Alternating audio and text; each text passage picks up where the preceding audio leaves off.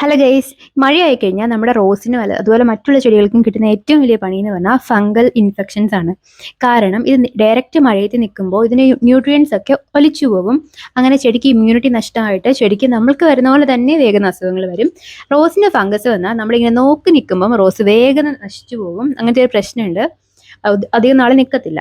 അപ്പം ഇത് ഞാൻ കണ്ടപ്പോൾ തന്നെ ഞാൻ ആ റോസിനെ അങ്ങ് കട്ട് ചെയ്തു. കട്ട് ചെയ്യാൻ കാരണം എന്ന് പറഞ്ഞാൽ എനിക്ക് റോസ് ബുഷിയായിട്ട് നിൽക്കുന്നത് കാണാനാണ് ഇഷ്ടം. ആ പേഴ്സണൽ ഇഷ്ടത്തിന്റെ പുറത്ത് ഞാൻ കട്ട് ചെയ്താണ് കേട്ടോ. അങ്ങനെ കട്ട് ചെയ്ത് ഞാൻ ചെറിയ കഷ്ണങ്ങളൊക്കെ അവിടെ എവിടെയും കുത്തി കൊടുത്തു. പിന്നെ നമ്മുടെ കയ്യിൽ 2 ടൈപ്പ് ഫംഗിസൈഡ് ആണുള്ളത്. ഒരു കോണ്ടാക്ട് ഫംഗിസൈഡും ഉണ്ട്, പിന്നെ സാധാരണ എല്ലാവരും യൂസ് ചെയ്യാറുള്ള സാഫും ഉണ്ട്. ഞാൻ ഈ ഫംഗിസൈഡിനെ പറ്റി നമുക്ക് ഡീറ്റെയിൽഡ് ഒരു വീഡിയോ ചെയ്യാം. ഇപ്പൊ നമുക്ക് എല്ലാം പറയാൻ പറ്റില്ലല്ലോ.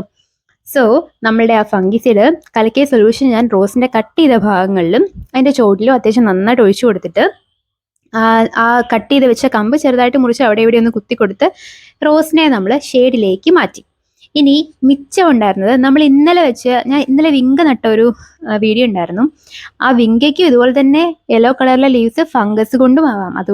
അതുപോലെ തന്നെ നമ്മളുടെ ഒരുപാട് ചെടികളുണ്ട് ഫംഗൽ ഇൻഫെക്ഷൻസ് വേഗം വരുന്ന അഗ്ലോണിമാസ് ഉണ്ട്, നമ്മളുടെ മോൺസ്റ്ററി ഉണ്ട്. അപ്പൊ അവിടെ ഇവിടെയൊക്കെ ഞാൻ അവർക്കൊക്കെ കുറച്ച് ഷെയർ കൊടുത്തു കേട്ടോ. അതുകൊണ്ട് മഴക്കാലമാണ്, ചെടികളെ നന്നായിട്ട് കെയർ ചെയ്യണം. അതുങ്ങൾ വളർന്നോളും എന്ന് വിചാരിച്ച് നമ്മൾ മഴക്കാലത്തെ ശ്രദ്ധിക്കാതിരിക്കരുത്. മഴയുണ്ടല്ലോ വെള്ളം ഉണ്ടല്ലോ എന്നൊക്കെ വിചാരിച്ച് പ്രോപ്പറായിട്ട് വളവും കൊടുക്കണം,